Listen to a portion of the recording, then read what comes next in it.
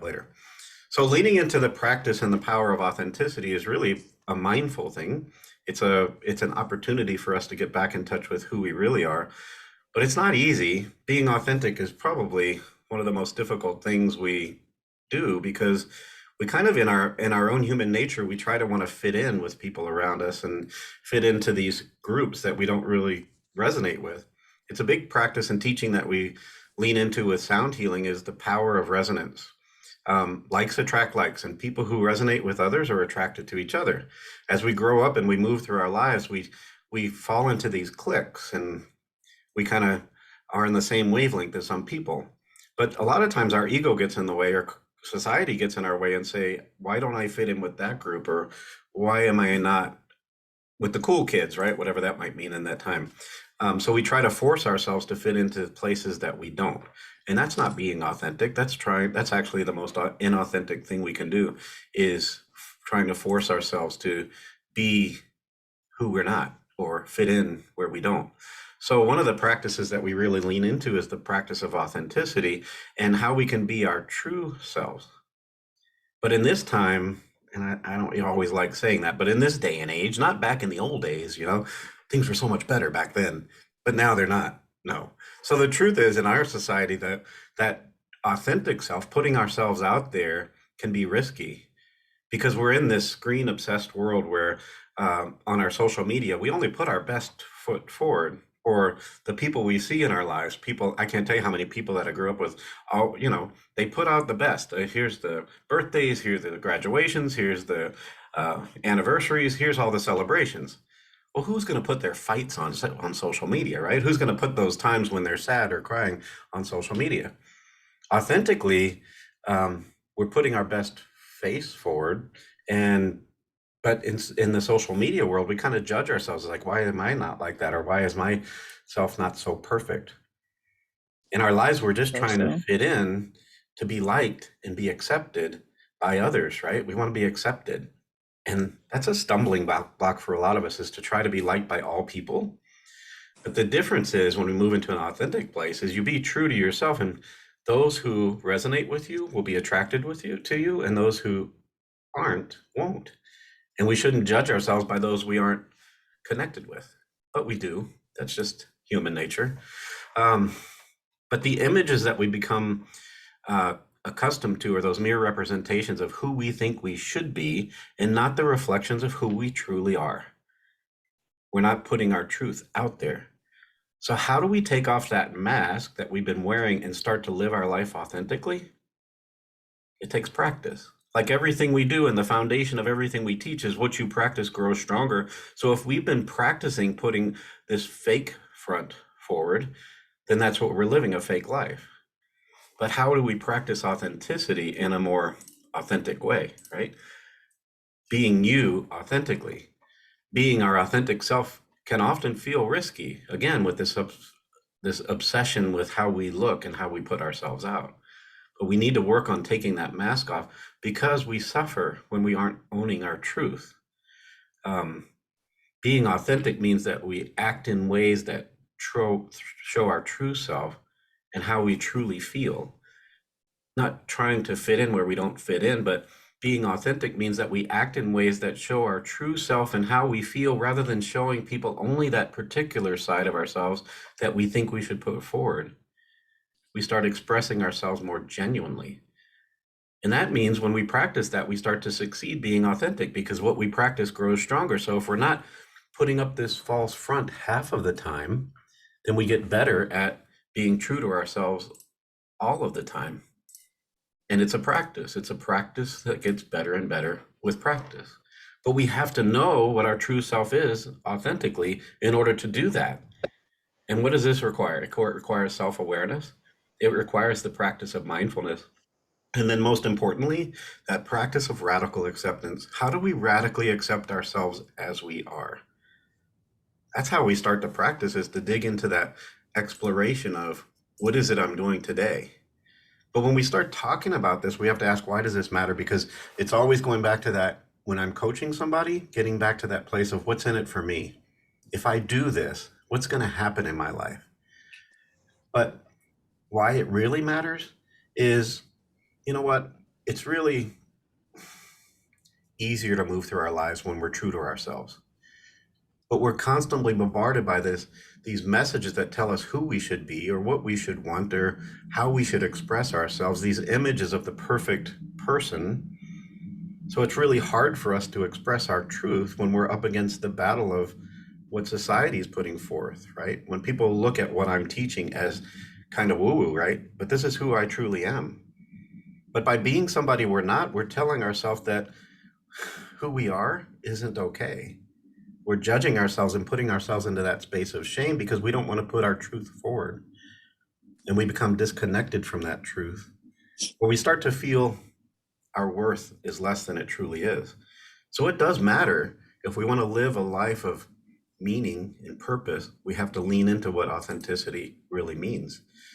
So it's important to understand when we start leaning into that, how we lost our way sometimes, or how our clients or the people we work with in and out of our lives tended to lose that authenticity. Because again, we're constantly balancing our inner outer aspects of ourselves in order to fit in with society, to lean into this message of what makes us successful or how we should find love. The song kind of goes, looking for love in all the wrong places, because we should be looking for love within first, right? But the truth is, in our place in society, we want to be respected for who we truly are and what we truly have to give, what we have to contribute. And that's what makes us a community, that we all have our own purpose and passion, the things that light our hearts and the things that we can do different than everyone else. So when we start living into that, we can start digging in and finding deeper meaning in our life and start to find the fulfillment that comes from being more authentic. But at the same time, we live in this society that values this superficiality, that strives for more, right? And strives for perfection and looks at the outside to find that perfection. But what we should be teaching and what we should be coaching and practicing ourselves is to see the perfect being that we are. Instead of only focusing on what's wrong with us when we look in the mirror, judging ourselves by how our face looks or our hair looks or how our clothes look, we should be looking deeper inside. In this society that judges and defines our success by what we have in the bank or how big our house is or what kind of car we drive, how can we be successful at being authentic? In spite of the messages that we try to be convinced by, or others are convincing us to define our success, we get back into that truth and understand that that's not authentic. Materialism doesn't define who we are. That superficiality of how we look on the outside, deep down inside, we know there are beautiful people in the world, and beauty is a relative thing. But people who look beautiful on the outside, but they act from a place of negativity, it's not a beautiful person. To me, that's not authentic. Be beautiful from the inside out. So overcoming inauthenticity is hard because we live in this society and we were modeled when we were children. Our parents and our teachers, the religion and the peers and the people that we were surrounded with pushed us into this place where we tried to fit in. And as a result, we kind of developed these beliefs and thoughts and emotions and behaviors that keep us acting in our ways that weren't authentic. Not in the ways that make us feel good, but in those ways that we judge ourselves based on this checklist of what's right or wrong, based on what this person says makes you worthy. Instead of listening to our heart and understanding that if we listen to our heart authentically, we know right from wrong and good from bad. We don't need any teacher, preacher, or anyone to tell us that. Authentically, we get back into that space. So, as we're growing up, as we're developing ourselves, we move into this thing that we kind of think of as our adaptive self, the self that prioritizes fitting in and getting along and generally going along with what we're told because we look up to the person that's telling us this. So, and that's not a bad thing. There's some value and purpose in it because it helps us being functioning members of society instead of always being that square peg trying to fit into a round hole. Sometimes we do have to adapt and fit in so that we don't hurt ourselves, right? But if we're feeling inauthentic, The adaptive self is running our life. If we don't feel that what we're doing is warming our heart or contributing to goodness or bringing joy, then our adaptive self is running our life. So we need to start leaning in and discovering what our authentic self really is. The part of us that prioritizes living within our values, pursuing our purpose, and fighting for the causes that we care about. For most of us, the authentic self is really buried deep within us because it's been covered up by so much stuff, by so many people telling us what we should do and believe and think. But every time we start digging into a practice like this, we're peeling back those layers of inauthenticity.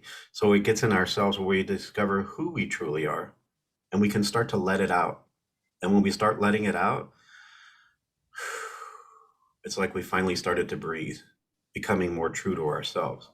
So when we start leaning into that truth, then we have to start really reflecting and observing ourselves objectively to see ourselves as we are. It's almost like what we want to do is learn to be this fly on the wall, to watch ourselves as we live in the present moment and recognizing those behaviors that align with our adaptive self and what that part of us believes and how it reacts to the pressures that we go through and how it responds to the challenges, to see that for what it is and accept it, because denial isn't going to get us anywhere. But when we practice noticing which of these responses feel authentic and which ones don't, we can start to identify which responses are adaptive and which ones are authentic, which ones we've told ourselves are true and which ones we feel deep in our heart are true. And then we begin to notice the falseness and start to notice those glimmers of truth that lie beneath the surface. It takes practice. It's not easy. But when we go into that space where we observe ourselves objectively, we can try to be open to what both sides have to say, as both sides may reveal the different things that happen in our life. The authentic self might be afraid of rejection and therefore become afraid to go forward, right? Or to speak their truth. So our adaptive side might come up and just have us be quiet or step aside. But we don't want one side to run our life more than the other. We want to find that balance. We don't want to be this outsider. We want to fit in with our family and our friends and the people in our lives. We want to do it authentically as much as we can. So we want to explore it, observe ourselves like the fly on the wall and say, why did I react that way this time when it didn't feel true to my heart? And that can help us understand why we act the way we do, or why we decide Soon as class what we do, over with, then I'm we can or go. what we truly do to act differently, right? So we want to move into that space where we can see the difference of what we're doing and how we should do things differently, right? So it also starts with reflection on examining our family belief system. And this is challenging because we know and we love our family, but we know that they're not perfect, right? We can almost lean into the fact maybe they were doing the best they could do with the knowledge that they have or the way we were raised. But most of us were raised in some kind of family style environment during our earliest and most vulnerable years. So if we think back to episodes in our childhood and things that led us to stop being our authentic self, instead adopt some ways of existing within the world that we were trying to fit into, when we examine where those behaviors came from, then we can start uncovering that mask and start leaning in and learning about why we do the things that we do. And once we understand why, once we accept the reality of the reason why, acceptance is key, because without acceptance, we can never transform ourselves. We have to start from that place of acceptance so that we have a solid foundation from which to move forward, right? And then we open that dialogue between our adaptive self and our authentic self. We can invite the two aspects of ourselves to come together and have a discussion as part of our meditation practice, or as part of those moments of sitting on the beach in reflection and asking ourselves why. Why did I make that choice today? Why did I decide to do that today or respond to that person this way today? And respectfully reintroduce them to themselves We can thank our adaptive self for helping us get through those difficult and confusing times in our life. And then we can thank our authentic self for helping us feel whole, real, and self-confident. And those two parts come together, those two aspects of ourselves. And when we invite those parts of ourselves to share, and we can ask a question mentally while urging each side to express itself fully, and then we listen with patience to the responses, and we can encourage this dialogue to go on so that we can start to comprehend both points of view and see the perspectives from both sides and understand that maybe they're not wrong. Maybe they're helping me get through. So trying to be open to both sides as they might reveal what we're not expecting, the unexpected that comes from deep in our heart. Again, our authentic self might be afraid of rejection, so it doesn't want to come forward. But when we open ourselves up to the reality of what we're doing, it helps us understand why we act the way we do and why we might be able to decide to do things differently.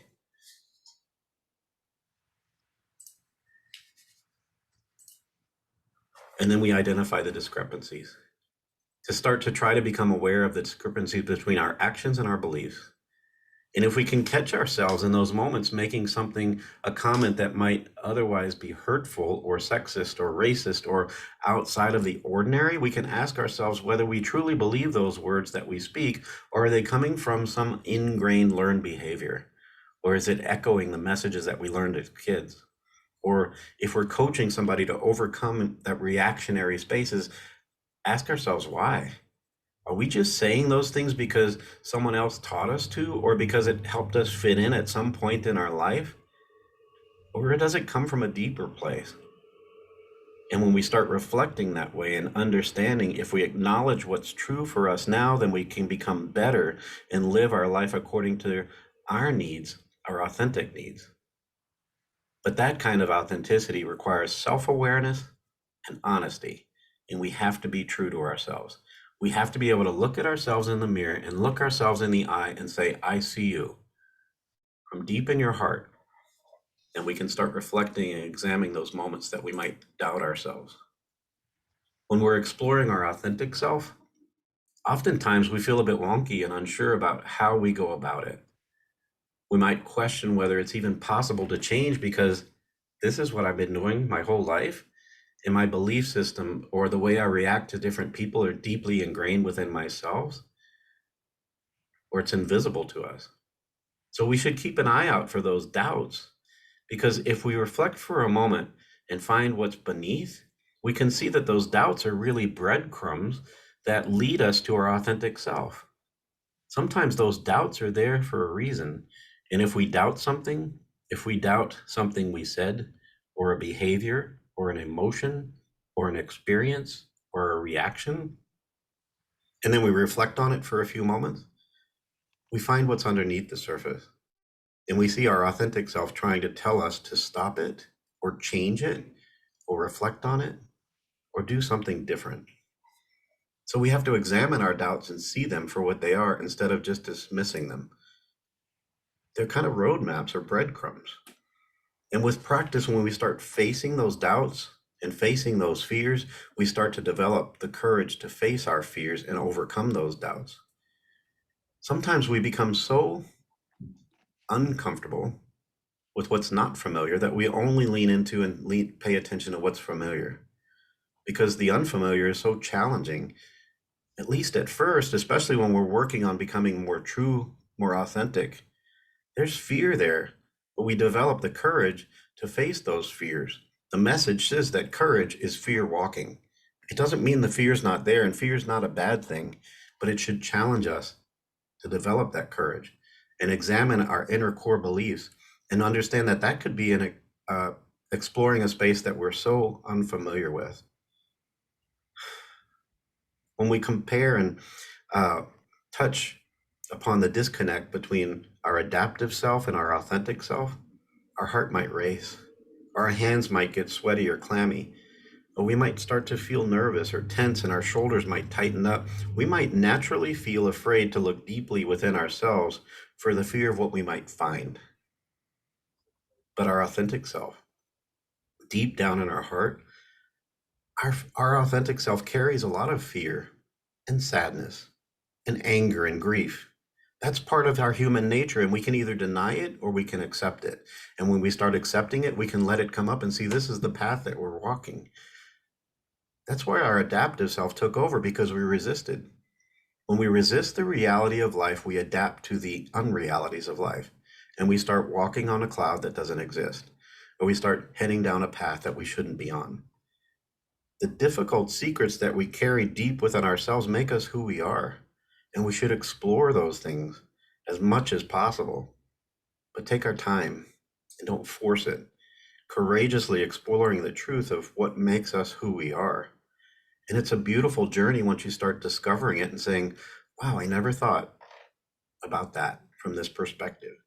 By identifying and experiencing and accepting and letting go of those buried emotions, that's exactly what fuels our authentic self. By recognizing this is what makes us more resilient to life instead of inauthentic. Because resistance is futile. We're going to be sad. We're going to have moments of grief in our life. There are times we're going to be angry and times we're going to be frustrated, but we can either resist it or accept it and explore it. So we develop the courage to explore. Where is that coming from? We meditate on it and reflect on it. And then that what our practice is, to practice growing stronger and exploring what matters most. In the previous discussion that I had a few weeks ago on authenticity, one of the things I really spoke about is exploring what values we have, our true values, our integrity and our ethics, and living within our personal values and seeing how that's an effective way to live more authentically. What we value most, not with what our parents told us we should value, although some of those things are useful, not what the television or Facebook or the social media tells us we should value, what we truly value. And when we connect to that value and purpose and understand that that's what warms our heart and guides our life, we start living that life of truth. So we have to understand what our values are and let them rise up to the surface. And one of those values needs to be love and compassion, loving ourselves and having compassion for others, because it takes that self-love for our authentic self to emerge. Our authentic being is a being of love, and when we let that rise to the surface, we start embedding our life with more love and more compassion for ourselves and for life in general. And one way to increase that self-love is to set aside some time to take numerous deep breaths every day and feel that breath flowing deep within you. We can almost tune into the fact that every breath we take is a breath of love, that the earth or the atmosphere or the universe is giving us exactly what we need and give us an opportunity to let go of what we don't need. Breathing in what we need and letting go of what we no longer need. And we can add this into our life at those most needful moments, those moments when we're stressed or anxious, or when somebody's trying to push our buttons.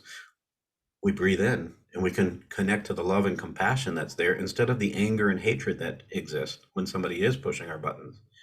And when we practice that, we slowly deepen our breath.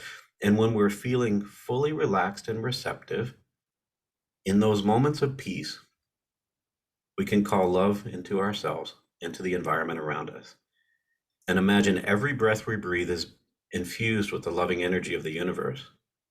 And whether you see that as balls of energy or bursts of energy or rays of light, invite that love into our body through our breath.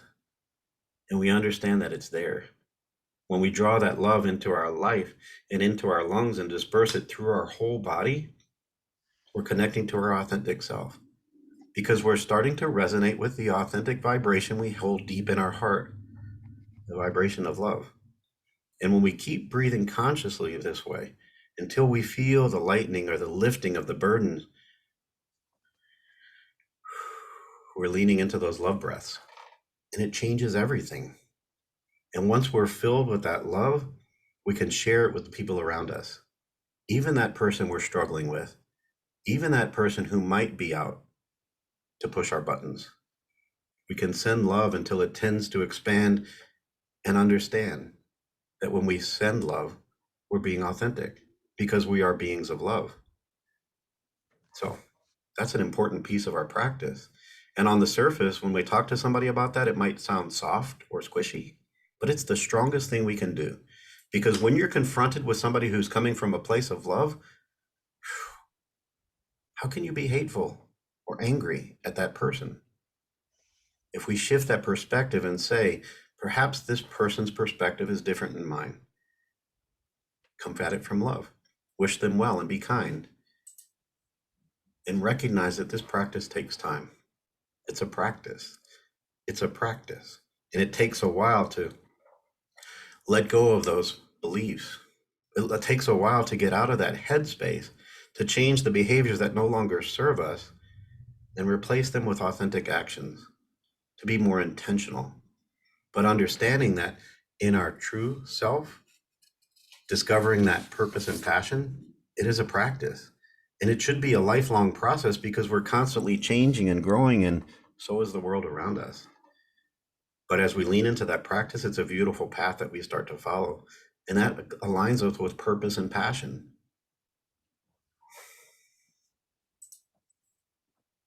When we start to do that, we allow ourselves to release the patterns and beliefs that no longer serve us. Why am I leaning into this practice? Or why am I believing this thing about myself when it doesn't serve me? And when we come across a thought or an emotion or an action that doesn't represent our authentic self, we can practice letting it go. Visualization is a great tool for this. In our practice of meditation, we can visualize maybe having a limiting belief and blowing it out like a puff of smoke, or maybe holding it in our hand like a red balloon and letting it go and float up to the sky, or as a wave that flows on every breath. And we can place that thought or emotion inside that action bubble or that balloon and let it rise until it disappears. Or if we really want to do it more hands-on, we can write out that belief on a piece of paper and see it and ask ourselves, is it true? And we can cross it out or scratch it out or take that piece of paper and crumple it up or light it on fire or whatever it is. Those actions can help us release it. Trust me, I've done it many times. And that physical action helps us subconsciously understand our intentions and say, I'm letting go. I'm burning this up, or I'm throwing it away, or I'm releasing it into the universe. It's a practice, and it's a beautiful practice when we start releasing through visualization. So to do that, we have to reflect again and ask ourselves what we truly believe. To simply start writing these things down or having a mental exercise and begin listing the beliefs that we have about ourselves, those beliefs that say, I'm not good enough, or nobody loves me, or I'm dumb, or I'm too fat, or I'm ugly, or old, or whatever it is, those things that keep coming up, and ask ourselves, do we really believe it? Do I really believe that?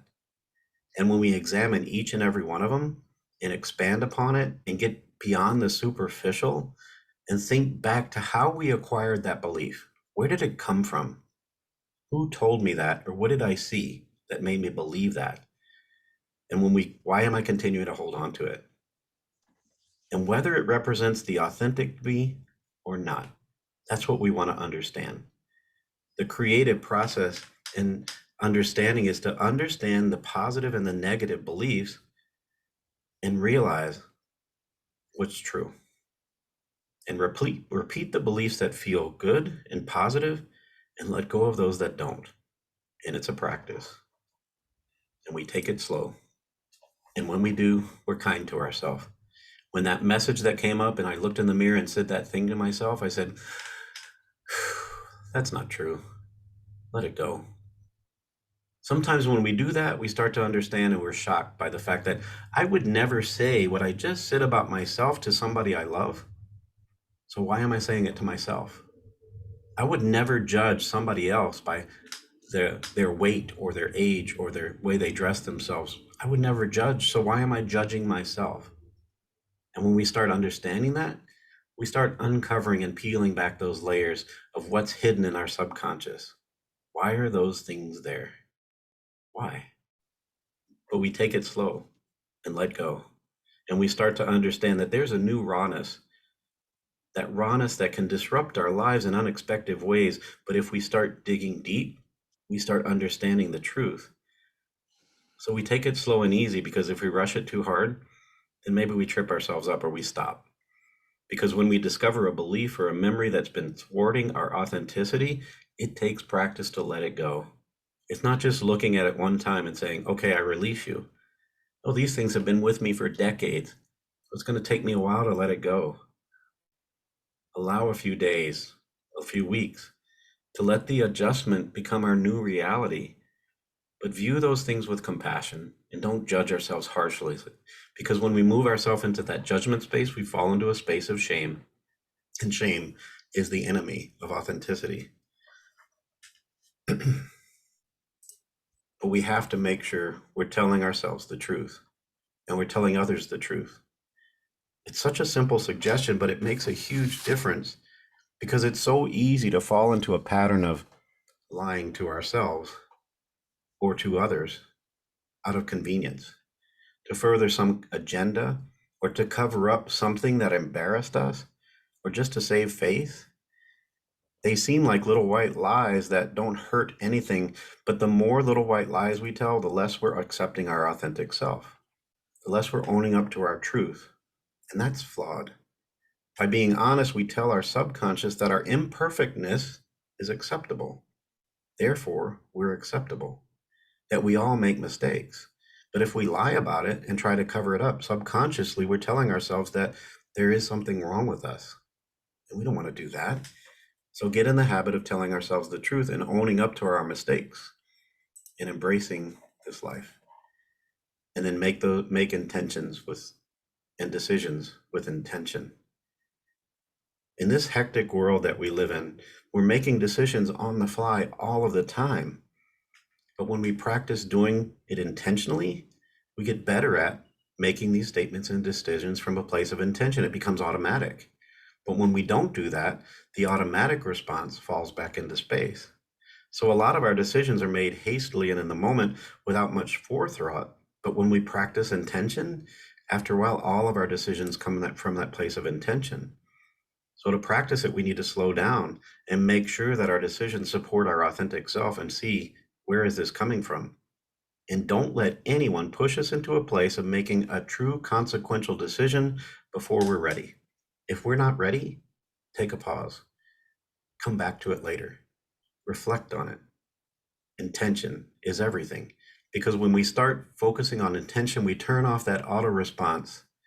We stop reacting and start living a life of intention. And that's the path to speak our truth. We can't speak our truth from autopilot unless we automatically have practiced speaking our truth. When we speak our truth authentically, we show others that we're responsible, that we can be trusted, and that we trust others enough to show that we show our genuine and vulnerable self. Here I am, like it or not.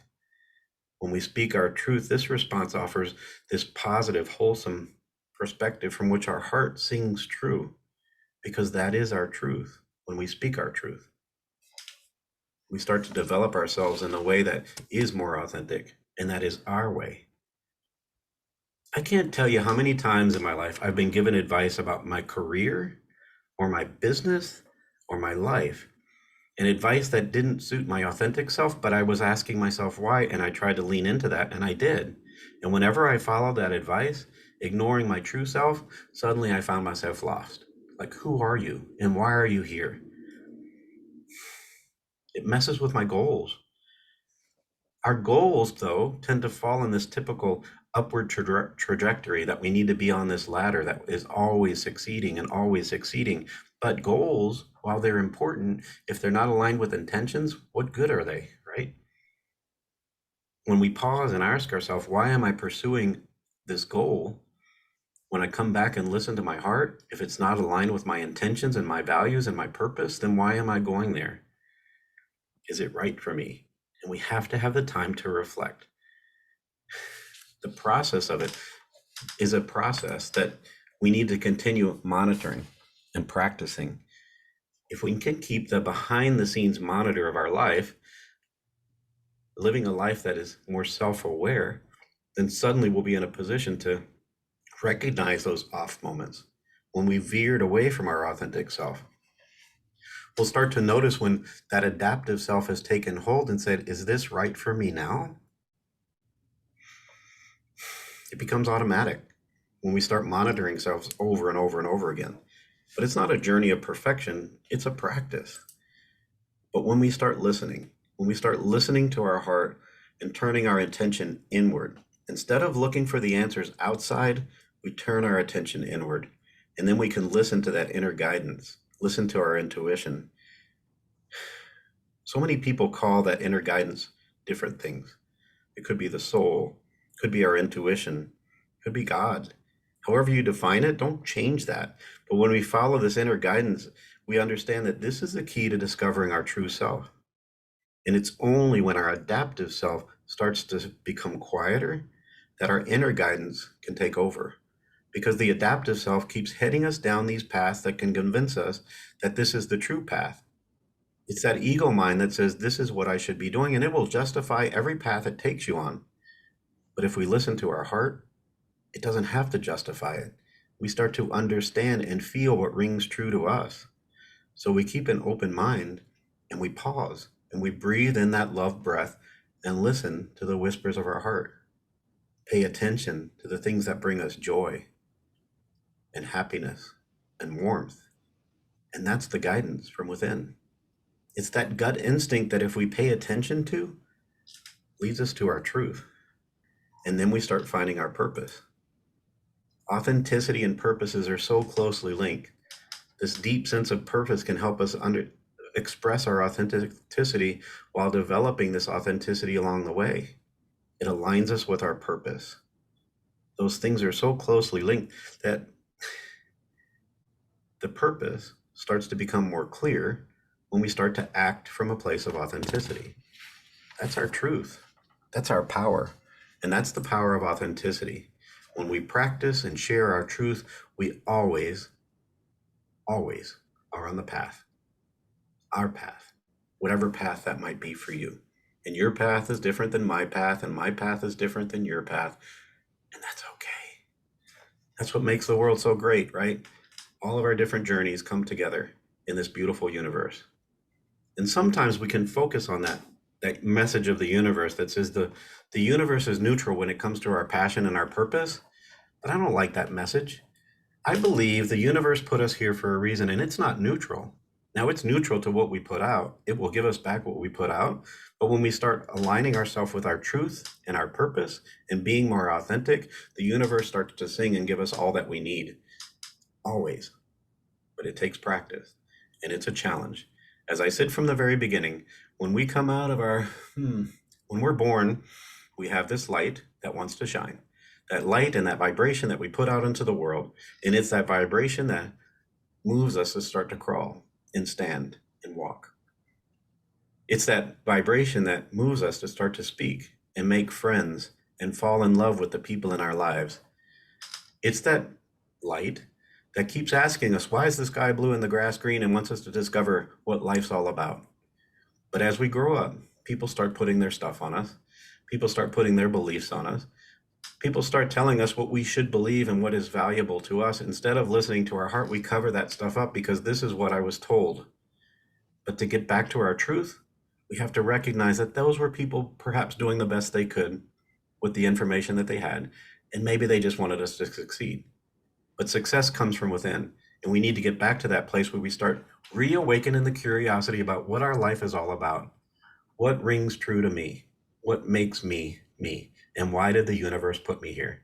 What do I have to share with the world? I am part of a community, and I love the community that I'm part of, and I have a message to share. So what's your message? And when you start discovering what that message is, put it out there. And it doesn't matter if everybody gets it. Trust me, there are a lot of people in my life and most of my family that don't get what I do, and it's okay. Those who want it will hear it, and those who don't, it's okay. Maybe someday. It's not for me. It's not for me to tell people what they should do. My job is to speak my truth. And I have found my passion and my purpose, but I understand it's constantly changing. But it feels good because I'm living from a heart space now instead of the old me that was living in that ego space, in that space that I was trying to fit in with everybody and what they told me. My adaptive self got me through some difficult times. My adaptive self protected me from those who wanted to hurt me or tell me I should be different than I am. And I appreciate that.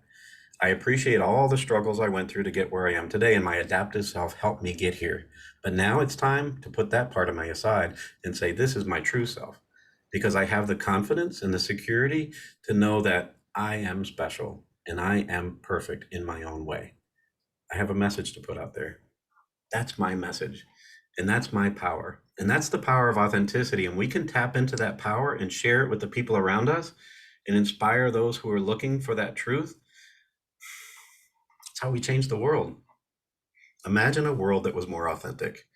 Imagine you turned on a commercial and it talked about being true to yourself instead of looking like this or thinking like this or having to have this thing to make you happy. It's not that difficult to imagine. In fact, it happens every once in a while and it surprises me. But so that's that message I wanted to share today. And I appreciate it. I'm gonna pause this.